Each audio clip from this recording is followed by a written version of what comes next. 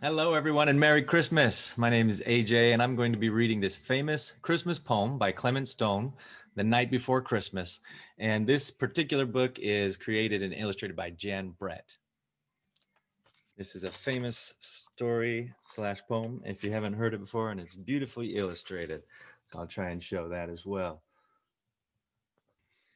'Twas the night before Christmas, when all through the house not a creature was stirring, not even a mouse.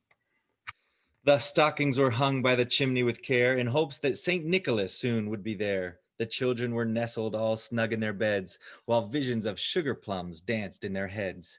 And Mamma in her kerchief and I in my cap had just settled down for a long winter's nap.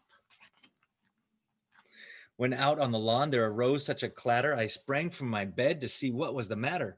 Away to the window I flew like a flash, tore open the shutters and threw up the sash. The moon on the breast of the new fallen snow gave a luster of midday to objects below, when what to my wondering eyes should appear but a miniature sleigh and 8 tiny reindeer, with a little old driver so lively and quick, I knew in a moment it must be Saint Nick.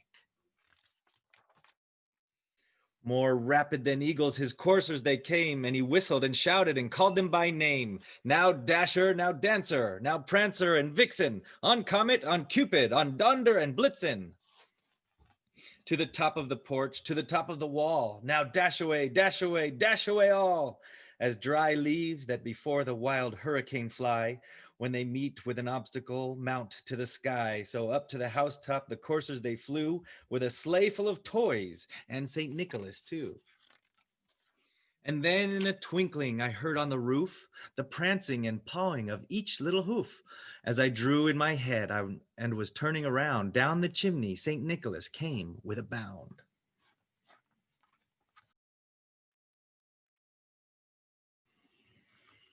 He was dressed all in fur from his head to his foot, and his clothes were all tarnished with ashes and soot. A bundle of toys he had flung on his back, and he looked like a peddler just opening his pack. His eyes, how they twinkled, his dimples, how merry. His cheeks were like roses, his nose like a cherry. His droll little mouth was drawn up like a bow, and the beard on his chin was as white as the snow. The stump of a pipe he held tight in his teeth, and the smoke it encircled his head like a wreath. He had a broad face and a little round belly that shook when he laughed like a bowl full of jelly. He was chubby and plump, a right jolly old elf, and I laughed when I saw him in spite of myself. A wink of his eye and a twist of his head soon gave me to know I had nothing to dread. He spoke not a word, but went straight to his work and filled all the stockings, then turned with a jerk. And laying his finger aside of his nose and giving a nod, up the chimney he rose. He sprang to his sleigh, to his team gave a whistle,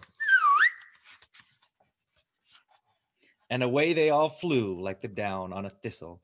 But I heard him exclaim ere he drove out of sight, "Merry Christmas to all, and to all a good night." Merry Christmas, everyone, and Happy New Year.